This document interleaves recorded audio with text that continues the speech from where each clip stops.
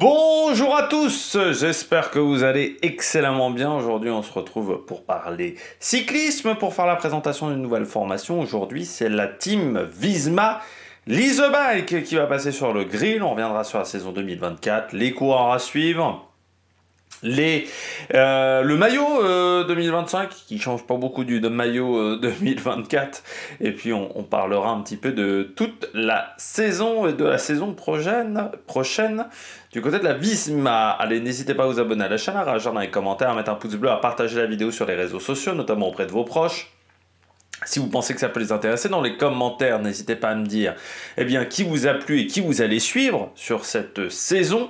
Quand vous vous abonnez à la chaîne, vous pouvez rajouter la petite cloche, comme ça vous êtes au courant des dernières vidéos qui sortent, notamment des vidéos cyclisme et du côté du biathlon en ce moment également. Et puis si vous avez les moyens et que vous voulez soutenir mon travail, vous pouvez faire un super thanks, ça se passe dans les commentaires. Et puis vous pouvez également cliquer rapidement sur les notifications, sur les miniatures, parce que plus vous cliquez rapidement, plus les vidéos sont mises en avant par YouTube. Allez, on commence tout de suite avec la situation de la Visma Lease a Bike. Alors financièrement, bon, je vais pas vous faire de dessin, hein. Financièrement, la Visma Lease a Bike, c'est le deuxième plus gros budget du peloton, quoique quand même, il y a des équipes qui commencent à rattraper leur retard. Je pense à Lidl Trek, je pense également à la Red Bull Bora Hansgrohe. C'est aux alentours de 55 millions d'euros. Selon Ladbrokes l'an dernier, le site belge, avec une petite hausse, hein, il y avait seulement 10% de hausse entre 2023 et 2024, mais il faut dire que 2023 avait été très productif en termes de résultats, en gros entre 55 et 60 millions d'euros, c'est plus les contrats, et UAE a des contrats avec des coureurs qui sont très chers, mais ça ne permet pas d'attirer plus, d'avoir 5 millions d'euros en plus. Bon, la saison 2024 de cette équipe. On va pas y aller par quatre chemins, ça a été dur. Ça a été marqué par les chutes, en fait, du côté de la Visma Lease a Bike. Ça a été le point problématique de cette formation. L'enchaînement de chutes, avec parfois des périodes qui ont été catastrophiques de ce côté-là. On a rarement vu ça. Rarement connu ça dans une équipe, c'est-à-dire autant de chutes, autant de problèmes sur une année pour une équipe. Voilà, il faut le dire, hein, ça a été très très compliqué. Moi, j'ai vraiment trouvé que ça a été très dur, voilà, pour la Visma. Qui a été marqué, mais dès le début, je me souviens de la classique à Rennes, Paris-Or, il y a eu des chutes aussi sur les classiques, mais la saison a été marquée par les chutes. Alors ensuite, l'année n'est pas mauvaise. Si on regarde après en termes de résultats, globalement, vous êtes présent sur les 3 grands tours, mais à la fin, il n'y a pas de victoire quand même. Vous ne gagnez ni le Tour de France, ni le Tour d'Italie, ni le Tour d'Espagne. Donc là, c'est vrai qu'il y a peut-être une déception de ce côté-là, quand même un petit peu. Surtout qu'ils ont été acteurs, surtout en fait du Tour de France. Le Tour d'Espagne, bon, il y a les victoires de Van Aert, mais c'est vrai qu'au niveau du classement général, ça a été plus compliqué. Le Tour d'Italie, ça a été la victoire de Lafcoy. Aussi. Mais je dirais que pour le classement général, ça a été quand même plus compliqué sur 2 des 3 grands tours. C'est une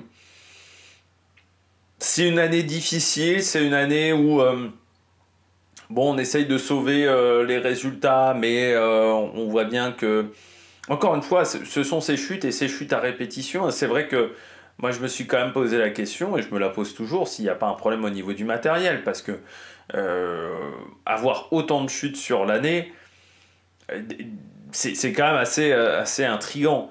Laporte est tombé aussi parmi les chutes dont on avait oublié. Enfin, vraiment, dans le collectif, je pense sur les 30 coureurs, il y a au moins la moitié des coureurs qui sont tombés sur l'année.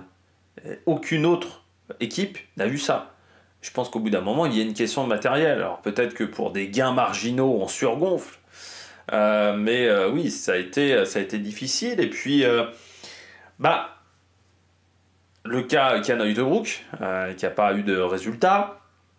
Alors Jorgensen a été bon, à l'inverse. Mais c'est vrai qu'en termes de recrues, tout n'a peut-être pas marché. Et puis, cette année 2025 commence pas très bien, avec la chute de Dylan Van Baarle aussi, qui s'est déjà fait une clavicule. Donc ouais, ça a été difficile. Il y a eu aussi l'affaire Esman, qui a pourri un petit peu le collectif pendant très longtemps. Ensuite, il y a eu, il y a eu plein de petits soucis de ce côté-là. Donc c'est vrai qu'en termes de résultats, ça a été difficile. Après, on va voir en 2025. C'est aussi une équipe qui traîne une réputation pas top, quoi. C'est une équipe, Richard Plugueux aide pas toujours son équipe, quoi, en termes de réputation. Ça, c'est clair et net. A un peu dézingué à droite à gauche. Sauf que, bon, quand il fait des conneries, il le crie pas sur tous les toits, parce que son van d'analyste, il s'est aperçu que ça servait à rien. Il lui a fallu 6 mois pour s'apercevoir que ça servait à rien. Je pense qu'on pouvait le comprendre dès le départ. Qu'il n'y avait pas besoin, en fait, d'être sur place au niveau des courses pour récupérer des informations que tu as derrière un ordinateur. Quelque chose vraiment d'incroyable. Mais ouais, c'est une équipe qui à chaque fois fait quand même souvent des déclarations choc, des déclarations assez surprenantes, des déclarations où ils se mettent souvent à dos les autres équipes, des déclarations où on pourrait s'en passer, quoi. La dernière, ça reste quand même cette phrase de Vingegaard dans Le Monde, cette interview de Jonas Vingegaard dans Le Monde où il dit faut interdire le monoxyde de carbone, qui dit que grosso modo nous on s'en sert pas mais les autres aussi, quoi. Enfin voilà, j'ai toujours eu du mal avec la manière de communiquer de cette équipe. Voilà. Rien que l'interview de Vingegaard, parce qu'il dit on s'en sert pas, et puis ensuite il dit ah si, juste pour contrôler un truc. En fait, si, on s'en sert quand même un petit peu. Mais il faut l'interdire. Bah, grosso modo, parce que tu sens qu'il y a toujours une raison derrière et que c'est jamais gratos, quoi. Mais ouais, c'est toujours une équipe qui est un peu particulière. C'est vrai qu'on a du mal à la plaindre, cette équipe. Moi, j'ai du mal à la plaindre. Parce que, en fait, leur communication m'énerve, mais alors vraiment au plus bon point, quoi. Mais comme ce que faisait Ineos au tout début, enfin Sky, au tout début. Tu sais, Sky, quand ils sont arrivés dans le cyclisme, je me souviens, 2009, ils arrivent, ils disent on va révolutionner le cyclisme. Le cyclisme, ça travaille mal, faut révolutionner le cyclisme. Ça leur a mis quand même un petit temps avant de gagner un Tour de France, quoi. Parce qu'ils voulaient tellement tout changer qu'ils partaient un peu dans tous les sens et c'était un peu une catastrophe. Bah là, Visma, c'est un peu pareil, quoi. De temps en temps, ils font des choses qui servent pas à grand chose du côté de cet effectif. Bon, les résultats des victoires de 2024. 32 victoires, dont une victoire pour un coureur qui n'avait pas le maillot de la Visma ce jour-là. C'était Eduardo Affini qui était champion d'Europe du contre-la-montre. Première victoire de l'année, Classica de Almeria pour l'Afcoy, bien emmené ce jour-là par Wout van Aert. La troisième étape du Tour de l'Algarve pour Wout van Aert. Olaf Koy qui a remporté la cinquième étape de l'UAE Tour, malgré le fait qu'il avait un train qui n'était pas exceptionnel. Au Grand Camino avec Jonas Vingegaard qui a remporté l'étape 2, 3, 4 et le général. Le Etniusblatt pour Jan Tratnik qui battait Nils Politt ce jour-là. Kuurne Bruxelles-Kuurne pour Wout van Aert. Olaf Koy qui a remporté l'étape 1 et 5 de Paris-Nice. L'étape 5 et 6 de Tirreno remportée par Jonas Vingegaard qui a remporté également le classement général de cette course. Matteo Jorgensen remporté quant à lui Paris-Nice. Donc vraiment un début de saison en fanfare parce qu'en mars, donc le 10 mars, ils ont déjà 15 victoires. Et ça poursuit avec la semaine internationale, Coppi et Bartali, le général pour Koen Bouwman, avec l'étape numéro 3. À travers la Flandre pour Matteo Jorgensen. Ça, c'était au mois de mars, toujours. Au mois d'avril, pas de victoire. Il faudra attendre le mois de mai pour la 9e étape sur le Tour d'Italie pour Olaf Koy. Puis, pas de nouvelle victoire avant juin. Et les championnats de Hongrie sur route pour Attila Valter. Et enfin, le mois de juillet avec l'étape 11 de Jonas Vingegaard qui arrive à Bart Tadej Pogacar. Ce jour-là, étape 3, du Tour de République tchèque pour Thomas Glog, Sepp Kuss qui a remporté l'étape 3 et le général de Tour de Burgos, ça n'allait pas être aussi bien sur le Tour d'Espagne. Sur le Tour de Pologne, étape 4 et 7 pour Lafkoy, Jonas Vingegaard qui finissait l'année en remportant le général de cette course. Étape 3, 7, 10 pour Wout van Aert sur la Vuelta. Et enfin, la BMC Classique pour Lafkoy. Et ça se terminait par une victoire française en France pour Christophe Laporte du côté de Paris-Tours. Alors 32 victoires, c'est moins bien que l'an dernier largement, où ils avaient fait 69 victoires, ce qui était leur record. C'est aussi moins bien qu'en 2022, 48 victoires, et qu'en 2021, 43 victoires. En fait, sur une année classique, on enlève 2020, qui je rappelle était quand même particulière en termes de nombre de courses, eh bien il faut remonter à 2017, où à l'époque l'équipe n'avait remporté que 25 victoires. Donc ça fait quand même depuis l'ère moderne, on va dire, de cette Visma Leaseback, qu'on avait plutôt tendance à gagner beaucoup plus, que ce soit au niveau du sprint, mais au niveau du général, du classement général des grandes courses, ce qui n'a pas été le cas. Donc ce qui fait un petit peu quand même la différence. Voilà, ça fait aujourd'hui la différence au niveau des résultats. Donc oui, ça a été plus compliqué pour la Visma. Alors c'est pas une catastrophe non plus, hein, la saison, mais c'est vrai que en regardant les années précédentes, on est beaucoup moins bien. On peut regarder aussi donc dans le classement mondial, et bien avec 32 victoires, on est derrière UAE, mais surtout derrière Lidl Trek et Soudal Quickstep qui ont moins de moyens, et juste devant la Decathlon. Il y a 2 victoires d'écart par rapport à la Decathlon, donc on voit que c'est pas si exceptionnel que ça. Même il a fallu un peu plus de jours que, je dirais, sur ces 3 dernières années également, pour aller chercher un premier résultat. Alors c'est vrai que souvent ils avaient été aidés par l'Australie, mais il a fallu attendre 41 jours pour remporter cette première victoire de la saison, ce qui était assez similaire au final à la saison 2017 où ça avait été 47 jours. Donc c'était pas aussi bien que d'habitude dans ce domaine. Et puis, en termes de victoires en World Tour, par contre, là, c'est très bien. 18 victoires, donc deuxième derrière UAE. Mais cette année, UAE a été intouchable, donc devant Alpecin et Lidl et Soudal Quickstep, au niveau des victoires. Et en termes de vainqueurs différents, et ben là, c'est pas foufou du côté de la Visma. On est à 10 vainqueurs différents, mais on est, on va dire, plutôt dans la moyenne du World Tour, enfin, la moyenne un petit peu haute du World Tour, mais c'est pas si exceptionnel que ça. C'est égalité avec Lidl Trek et avec Red Bull Bora Hansgrohe, c'est-à-dire si tu enlèves les victoires de Vingegaard, les victoires de Lafkoy, derrière, tu perds quand même pas mal de résultats du côté de cet effectif. Et puis en termes de points du côté du classement Pro Cycling Stats, donc qui se base sur les 100 meilleurs résultats de chaque équipe, et bien 8309 points, c'est moins là aussi qu'en 2023, 2022 et 2021, et il faut remonter également à 2017 cette fois-ci pour avoir plus 2018 pardon, cette fois-ci pour avoir plus de points. Donc là encore, c'est pas fantastique non plus du côté de ce classement. Ça manquait aussi de gros résultats, mais là aussi, l'année dernière, il remportait 3 grands tours. En 2023, en 2024, tu gagnes pas sur les grands tours. Et on va dire que ta performance majeure est quand même sur le Tour de France. Sur les 2 autres grands tours, ça a été plus compliqué. Donc il y a eu des déceptions. Je pense que Sepp Kuss a été une déception. Kiana Uttebrook a été une déception. Il y a eu les chutes également qui ont marqué la saison de la Visma Leaseback. Donc tout n'a pas été parfait, contrairement à l'année précédente où c'est vrai qu'ils avaient enchaîné... Enfin, tout fonctionnait un peu comme du côté de la UAE cette année en 2024. Là, ça a été plus compliqué du côté de cette saison. On passe tout de suite au transfert du côté de cette équipe. Pas mal de changements, c'est vrai, dans cette formation, avec 9 arrivées pour 8 départs, donc ça fait quand même pas mal de mouvements. Parmi les départs, on a le départ à la retraite de Robert Resink. 3 coureurs rejoignent la Red Bull Bora Hansgrohe, et ce qui fait qu'on perd un petit peu du côté du collectif flandrienne, avec à la fois le départ de Tratnik et le départ des frères Van Dijk.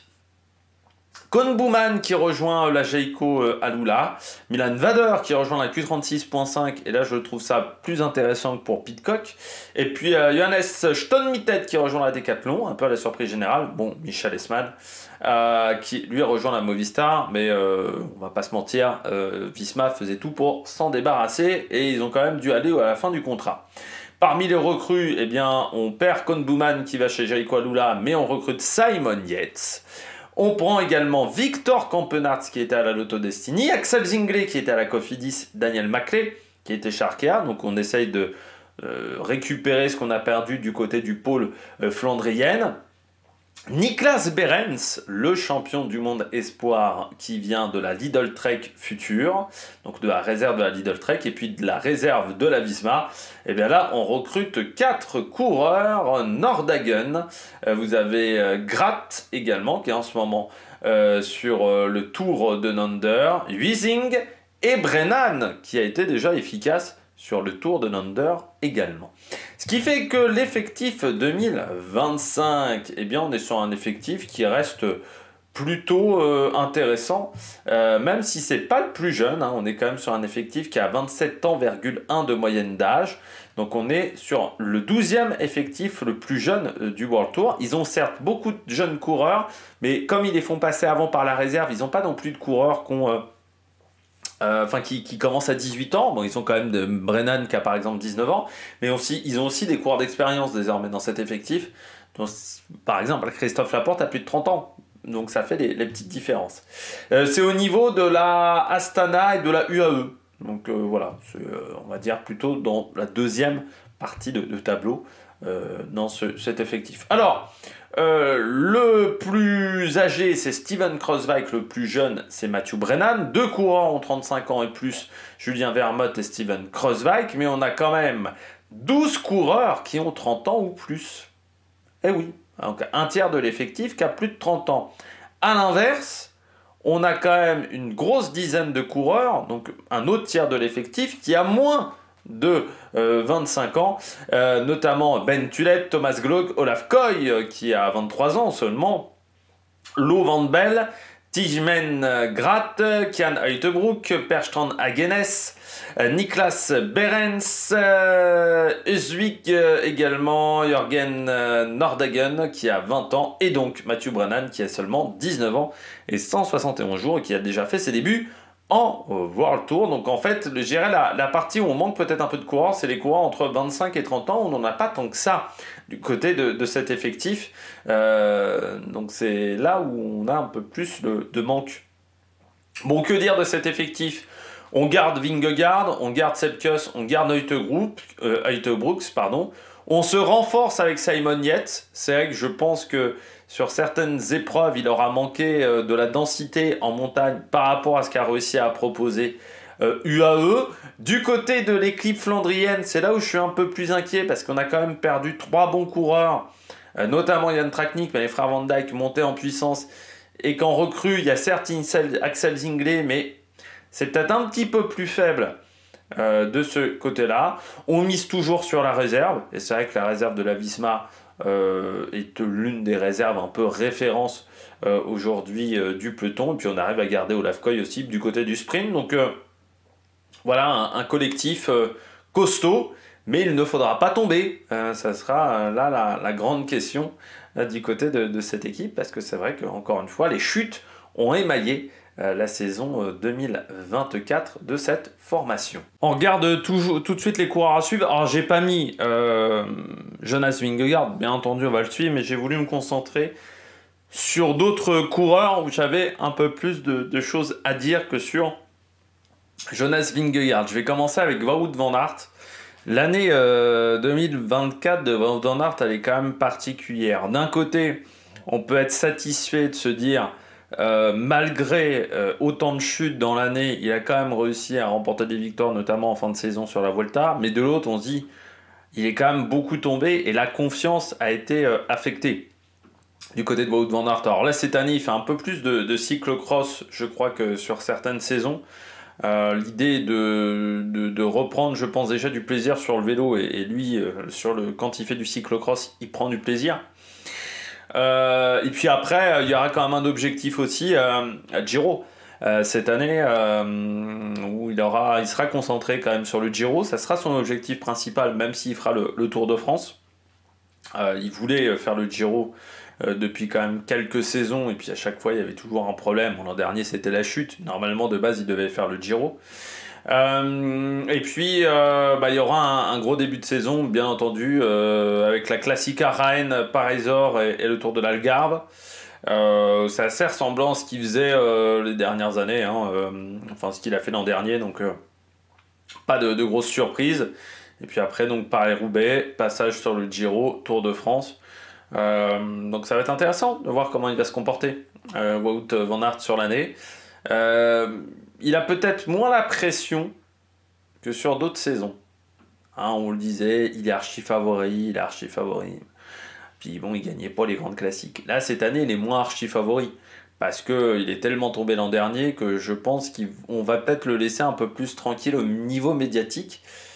Et ça pourrait peut-être le permettre d'être un peu plus libre et de passer plus tranquillement sur certaines courses. Voilà, d'avoir un état d'esprit plus léger. Mais il faudra qu'il retrouve de la confiance sur le vélo. Ça, c'est clair et net que ça passera par là. Et ça passera par les premières courses. Il vaut mieux pas qu'il tombe sur les premières courses. C'est vrai, pour accumuler de la confiance. Et ensuite, ça ira mieux. Mais les premières courses classiques à Rennes, Tour de l'Algarve vont être importantes pour lui, pour avoir de la confiance. Et pour ensuite bien se débrouiller sur les classiques flandriennes, qui seront l'un de ses gros objectifs de la saison. Deuxième coureur à suivre, Simon Yates. Qui partent de la Jayco n'était pas une surprise pour moi, parce que je pense qu'il avait fait le tour dans cette équipe. Que la dernière année n'a pas été évidente en termes de résultats. C'est vrai que c'est vraiment pas la meilleure saison de Simon Yates. En gros, heureusement qu'il y a eu le début d'année, parce que derrière ça n'a pas été foufou, notamment le Tour de France où il fait 12e, mais un peu dans l'indifférence générale, et puis surtout grâce à deux échappées en fin de course.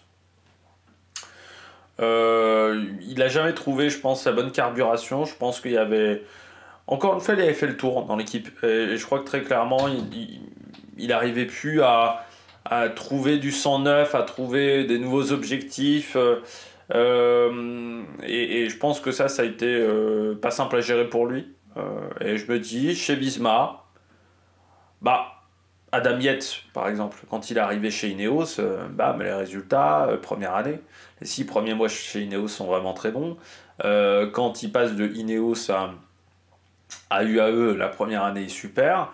Je me dis, Simon Yates, chez Visma, là aussi, objectif Giro pour lui, puisque le Tour de France, ça sera plutôt pour Vingegaard. Je me dis, ça peut être peut-être la bonne saison de Simon Yates, dans une équipe où on compte pas que sur lui. Et c'est vrai que les dernières années, du côté du classement général, chez Orica, on comptait quand même surtout sur lui. Bon, un peu sur Eddie Dunbar aussi les derniers temps, mais c'est vrai qu'il y avait quand même... c'était lui qui portait à une époque l'équipe sur les épaules. Et puis ça va peut-être lui permettre d'obtenir des top 5, des top 10 sur des grands tours. La victoire finale, est-ce qu'il est encore capable d'aller chercher la victoire finale sur un grand tour? Peut-être plus. Quoique, il est capable de surprendre Simon Yates. Mais ouais, j'attends de voir ce que ça va être dans ce nouvel univers, parce que c'est vrai que depuis 2014, en fait, il a passé 10 ans dans la même équipe. Ce qui n'est pas anodin, dans la même formation. Donc c'est la première fois qu'il change d'équipe. Il y a des mecs comme Romain Bardet, par exemple, ça leur a fait du bien. Peut-être que Simon Yates aussi, il retrouvera du plaisir. Et puis, ça va lui donner du sang neuf. Ça va lui donner des nouveaux objectifs, peut-être des autres méthodes de travail, des autres méthodes d'entraînement. Je pense qu'il s'était un peu enfermé dans un truc, et quand tu fais tout le temps la même chose, tout le temps les mêmes objectifs, que tu croises toujours les mêmes mecs, que tu croises toujours le même mec du staff, que ton programme d'entraînement est toujours le même, au bout d'un moment tu satures. Et je crois que Samuel Yates l'an dernier, il était arrivé à saturation.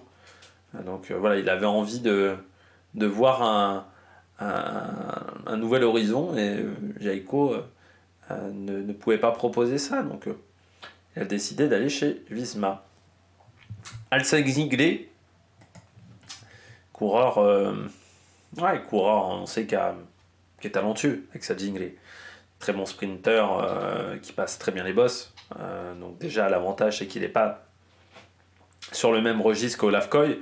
Par contre il est quand même sur un registre assez similaire pour moi à Christophe Laporte. Même si je pense qu'il passe peut-être une chouille mieux les bosses que Laporte, quoique Laporte chez Cofidis faisait des sprints en boss vraiment très très bien. Le chat a décidé d'aller dans la litière, donc peut-être que vous allez entendre un bruit assez intense dans quelques instants. Voilà. Mais du côté d'Axel Zinglé, moi la saison 2024 chez Cofidis, bon, elle a été marquée par ce Tour de France qui a été compliqué avec l'entente avec Brian Cocard. Sinon, après, c'est quand même pas mal en termes de résultats. Alors, c'est pas le truc qui m'a le plus impressionné, mais c'est quand même pas mal. Mais c'est ce Tour de France où ça a été compliqué, et surtout dans cette difficulté à être équipier. C'est-à-dire qu'au départ, Cédric Vinceur lui a dit « tu vas être équipier ». Et puis, on a compris que ça le faisait chier d'être équipier de Brian Cocard, qui voulait pas être équipier de Brian Cocard. Et ça va être là où, chez Visma, il va être équipier, parfois. Il sera pas leader. Donc, est-ce qu'il arrivera à accepter ça plus facilement que s'il était chez Cofidis, parce que peut-être qu'il aura plus de respect, tout simplement, envers ses leaders. Et puis, je trouve ça un peu dommageable, ces mecs qu'on voyait leaders. Pour moi, Zinglé, ça allait être un leader qui se retrouve à être un peu dans un rôle d'équipier dans d'autres formations. Je trouve ça toujours un petit peu dommageable, voilà, du côté d'Axel Zinglé. Donc on verra maintenant ce qui se passera pour le coureur français. Mais voilà, le doute que j'ai du côté d'Axel Zinglé, c'est à sa capacité à être équipier, à se mettre au service des autres. Chez Cofidis, c'était pas trop le cas sur le Tour de France. Donc je me dis, est-ce qu'il arrivera à le faire, ça chez Visma? Ça va être mon interrogation. Il fera l'Amstel, il fera la Flèche Wallonne, il fera Liège. Pour l'instant, pas de Flandrienne, par contre, dans son programme. De ce qui est marqué, alors que bon, il a déjà été coureur sur des Flandriennes, même s'il n'avait pas forcément des grands résultats. Pas de Milan-San Remo pour le moment d'indiquer, mais on verra si ce programme change. Il sera par contre en France sur la Faune Ardèche et la Drôme classique. Je pense que sur la Drôme, il peut peut-être faire quelque chose, Axel Zinglé. On poursuit avec Jan Uijtdebroek. Je vais le suivre. Je vais le suivve parce que Jan Uijtdebroek, c'est quand même la grosse déception de l'an dernier. La grosse déception... parce qu'il était forcément sous le feu des radars.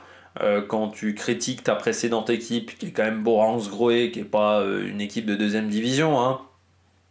On parle d'une équipe quand même d'un bon niveau en World Tour. Que tu décides de casser ton contrat, que tu décides d'aller dans l'une des plus grosses formations du monde, et que tu critiques quand même énormément ton équipe précédente, et que tu parles énormément dans la presse pendant l'intersaison, forcément, il allait être regardé. Jan Uijtdebroek, hein, fallait pas qu'il s'attende à autre chose. C'est pas top, cette première année. C'est un vrai coup d'arrêt pour moi dans sa carrière, par rapport à ce qu'il faisait précédemment. Jan Uijtdebroek. On le quitte, il fait top 10 sur la Vuelta. Derrière l'année 2024, il va faire 7ème de Tirreno et 5ème de Grande Camino, derrière quand même Lenny Martinez notamment, donc c'est pas si exceptionnel que ça. Bon, son Giro s'arrête tôt, donc c'est vrai qu'il est dur à regarder son Giro, mais bon, sa Vuelta, il passe complètement à travers sa Vuelta, pas du tout dans le coup. Et là quand même, je me dis, chez Visma, on nous dit quand même, il fera peut-être la Vuelta, mais ça sera le seul grand tour qu'il fera. Il fera pas autre chose. On va le concentrer sur des courses par étape d'une semaine. Alors, soit ils sont très précautionneux autour de Jan Uijtdebroek, soit c'est qu'ils sont eux aussi un petit peu déçus de sa première année et qu'ils ne sentent pas des masses. C'est le problème aussi quand tu es dans un effectif pléthorique, c'est que tu peux pas te planter. C'est pareil chez UAE. Hein. Quand tu es dans un effectif avec 4-5 leaders potentiels, je rappelle que dans cet effectif, tu as Jorgensen, tu as Sepp Kuss, maintenant tu as Simon Yates, notamment pour le classement général, tu as Vingegaard. C'est quand même compliqué de garder une place importante dans la hiérarchie de l'équipe, surtout quand tu fais une année pas bonne. Là, le début de saison va être primordial. Il va être sur le Tour de Man, Ardèche, Drôme Classique, Tirreno. On fera un point après Tirreno. Mais il va falloir se montrer sur ces courses-là. Il va falloir obtenir des grands résultats. Donc, même si j'ai l'impression quand même du côté de Visma, dans l'idée de ne pas l'envoyer sur les grosses courses et pour lui éviter d'avoir peut-être un peu trop de pression sur les épaules, il aura quand même de la pression. Et puis après, derrière, il faudra voir comment ça se passe. Mais c'est vrai que la première partie de saison va être importante. Le fait de courir énormément jusqu'en juin, ça aide pas non plus pour une Vuelta. Hein. Parce que là, il enchaîne beaucoup de jours de course sur la première partie de saison. Il faudra réussir à encaisser tout ça pour se préparer sur une Vuelta. Mais oui, il est un peu dans l'œil du viseur. Enfin, dans mon œil du viseur, à moi. Parce que, voilà, j'étais très déçu de sa saison précédente. Donc, moi, j'attends un rebond. Et s'il n'y a pas de rebond en 2025, on commencera à se poser des questions. Est-ce qu'il est dans le bon endroit pour évoluer? Ou est-ce qu'il a perdu le mojo, tout simplement? Ça serait quand même surprenant à cet âge-là. Niklas Behrens. Coureur que je vais suivre, Niklas Behrens, parce que je me demande quelles sont ses limites. Je me dis qu'il a quand même un gabarit qui n'est pas simple. 1,95-80 kg. C'était lui qui faisait 80 kg. Je cherchais qui faisait 80 kg quand j'ai fait le Down Under avec le coureur australien. C'était lui qui faisait 80 kg. Mais oui, ça reste un gros gabarit. Plutôt un gabarit classique flandrienne, de base. Sauf que il est devenu champion du monde espoir sur un parcours typé plutôt ardennaise. Alors, ardennaise, peut-être pas à Flèche Wallonne, peut-être plutôt sur une ardennaise plutôt typée Amstel, mais quand même. Mais en même temps, il est deuxième des championnats d'Europe sur un parcours typé flandrienne. Donc déjà, Niklas Behrens, moi je me pose une première question, c'est quel est son profil de course? Donc ça déjà, ça va être la première interrogation que je vais avoir en 2025. Sur quel type de course il peut être le plus efficace? Et aujourd'hui, je ne sais pas. Voilà, vraiment, j'ai cette interrogation-là. Et puis après, champion du monde espoir, c'est pas toujours signe de réussite. On a eu des mecs qui ont été très bons après un titre de champion du monde espoir. On a eu des mecs qui sont rentrés dans le rang ensuite. Parce que t'as pas forcément tout le monde au départ des courses espoirs, parce que des coureurs qui sont déjà au niveau, par exemple Remco Evenepoel, il est quasiment pas passé par la catégorie espoir. Donc t'as pas toujours les meilleurs chez les espoirs. Même si là, l'an dernier, il y avait quand même du beau monde. Sur le titre espoir, c'est la dernière année où on pouvait avoir des coureurs World Tour, donc il y en a beaucoup qui en ont profité. Mais ça va être intéressant de voir comment il va s'en sortir. Moi, il m'a quand même impressionné l'an dernier à Zurich lors de son attaque à 9 bornes de l'arrivée là, parce que c'est l'un des rares qui a réussi à faire la différence dans cette bosse là, et il a failli faire sauter tout le monde. Les deux fois, il est sur un sprint en petit comité. Une fois il gagne, une fois il fait deux. Mais les championnats d'Europe, c'était espoir, c'était quand même un gros rythme de course. Donc voilà, c'est les interrogations que j'ai avec Niklas Behrens. C'est quelle est sa capacité à être performant sur des courses, sur quel type de course en fait, quel est son profil. Voilà, c'est la question que je vais me poser et m'interroger sur cette première année chez les pros. Et puis je termine avec Matteo Jorgensen. Première année très bonne, top 10 sur le Tour de France, vainqueur de Paris-Nice. Également présent sur les Flandriennes, deuxième du Dauphiné. Pas oublier non plus qu'il fait 9e des Jeux Olympiques, par exemple. Son pire résultat sur une course, c'est 37 de l'Amstel. Ouais, c'est ça, c'est 37e de l'Amstel. C'est pas mal, quoi. Hein. Je trouve qu'il s'est très facilement intégré à cette formation, mais déjà, bon, quand tu arrives à t'intégrer à la Movistar, c'est déjà pas mal. Et quand tu arrives à t'intégrer à la AG2R, à une époque où la AG2R parlait énormément français et quasiment exclusivement français, c'est pas mal aussi. Et aujourd'hui, moi j'ai trouvé vraiment que son année 2024, elle est vraiment excellente. Moi je l'avais déjà trouvé bon sur des Paris-Nice avec la Movistar. Là il a vraiment franchi un cap sur cette course-là. Et pour moi c'est vraiment une course qui lui correspond parce que à la fois flandrien et à la fois très bon sur les courses par étapes. Autant te dire que Paris-Nice c'est peut-être l'idéal pour lui comme course. Mais il a été efficace aussi sur un Tour de France et moi je pensais pas qu'il tiendrait 3 semaines par exemple. Jorgensen, il est présent également sur plein de courses dans le calendrier. Alors il n'a pas tant couru que ça, mais en même temps il a couru que 50 jours, mais c'est un peu habituel, je dirais, dans cette formation, hein, mais ça lui a pas posé de problème. Et l'an prochain, oui, sur le Tour de France, je le suivrai. J'espère aussi qu'il fasse Tour Vuelta. Voilà, j'aimerais qu'il soit leader sur la Vuelta. Mais bon, ça dépendra du nombre de jours de course et de l'énergie qu'il a encore dans les pattes. Mais ça reste un super cours. Et puis, j'avais oublié de dire, mais à Québec et Montréal, il a attaqué à plusieurs reprises. Hein, aussi sur ces courses-là, il a été animateur. Donc, il a bien fini l'année, même si ça se voit pas trop au niveau des résultats. Mais ça a été un coureur vraiment très intéressant. Et je trouve qu'il a vraiment franchi un cap chez Visma, comme Laporte avait réussi à le faire. Donc, j'attends de voir ce que ça va donner. Voilà, ce qu'il va confirmer en 2025. Ce qui va pas être évident, parce que là, il sera... beaucoup plus avec la lumière, sous la lumière, sous les projecteurs, et puis parce que il faudra résister, bien entendu. Donc c'est résister à la pression, résister à plein de choses, mais j'attends de voir. Voilà, du côté de Jorgensen, mais c'est un coureur que j'attends avec impatience. Le maillot 2025, bon, c'est le même que 2024. Alors, ils se sont dit, oh 2024, il était tellement beau notre maillot qu'on va pas le changer pour 2025, donc c'est le même maillot. Il y a vraiment, alors il y a peut-être un sponsor qui change, mais c'est quasiment le même maillot, donc c'est reconnaissable parce que le jaune, il n'y a pas 50 équipes qui utilisent ça, sauf au moment du Tour de France, mais ils ont quand même la bonne idée au moment du Tour de changer leur maillot, mais c'est vrai que sur d'autres épreuves, parfois ça peut être un peu compliqué, voilà, de remarquer le maillot de la Visma. Bon après, voilà, ça reste... on sait que c'est la Visma, c'est jaune. Voilà, c'est-à-dire s'ils étaient passés sur une autre couleur, ça nous aurait presque emmerdé. Voilà, la DSM, il y a les bandes oranges. Enfin, la DSM Picnic, il y a les bandes oranges. Visma, c'est le jaune.